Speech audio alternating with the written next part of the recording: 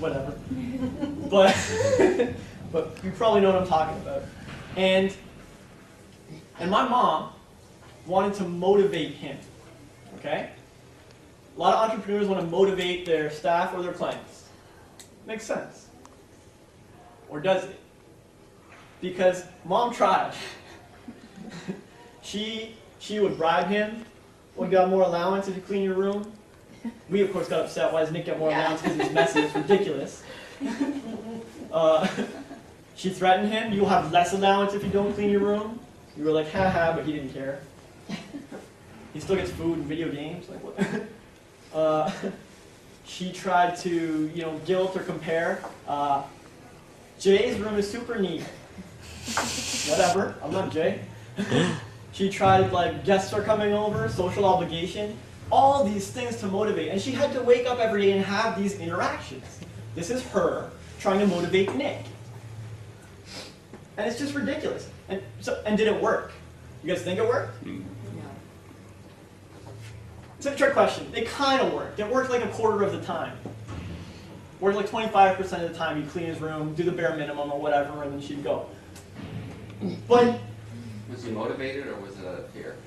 well, no, Mom. Yeah, nice. Now, Yes. motivated means somebody got excited about doing it. No, He probably that's dragged his inspired. butt doing it. This is exactly what I'm getting to. This is the main thing that I feel entrepreneurs get confused about. And it's not to call you out or anything, but this is just it's a language thing, a semantics thing, but I feel like it's important. Which is you don't want to motivate people. Mom didn't want to motivate Nick. That was the last thing in the world she wanted to do. She didn't get up and think, yeah, I want to spend my day motivating this human being. She wanted to inspire him. An inspired contributor is what she wanted. Someone who would contribute to the household and make it nice and care about his shit. Inspired.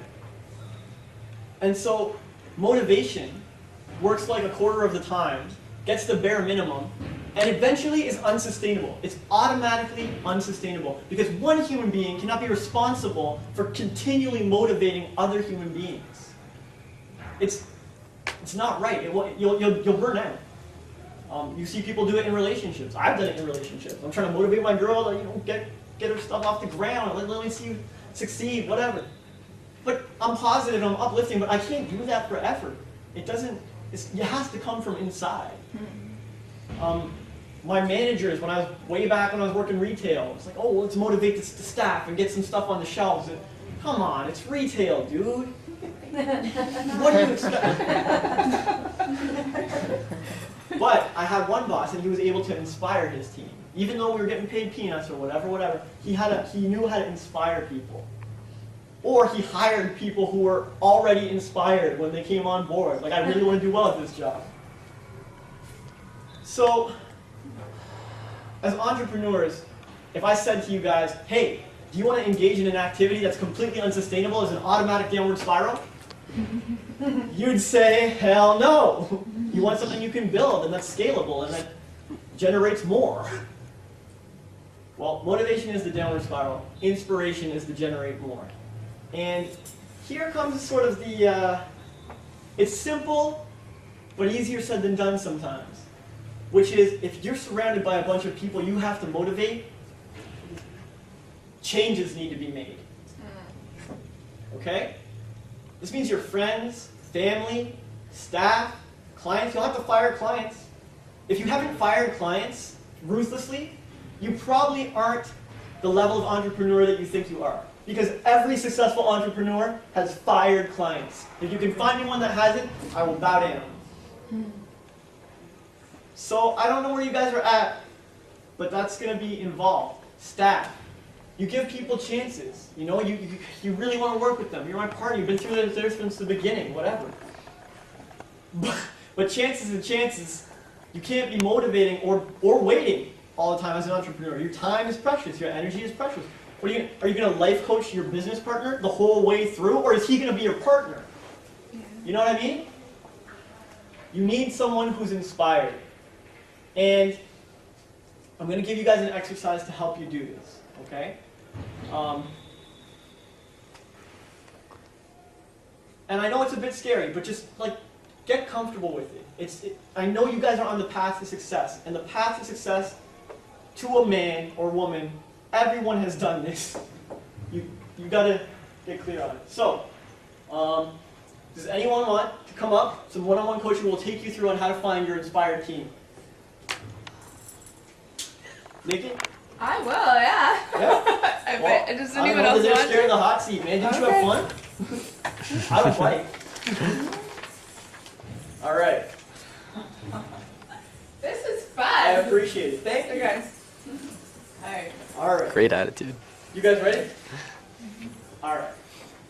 So, I can tell this is a touchy topic, man. Everybody got silent. No volunteers, no laughs. Oh, all right, scratch me, no laughs. And no volunteers. All right, it worked out. So right now you have people you work with or whatever. We're gonna put all that aside. Okay. Super simple exercise. This is it's like a mind map. Oh, that's exposed. It's like a mind map, and this is going to be your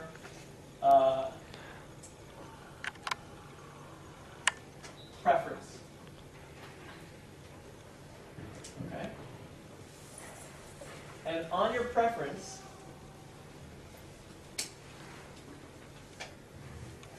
you're going to have, that was too small, but whatever, skills and qualities.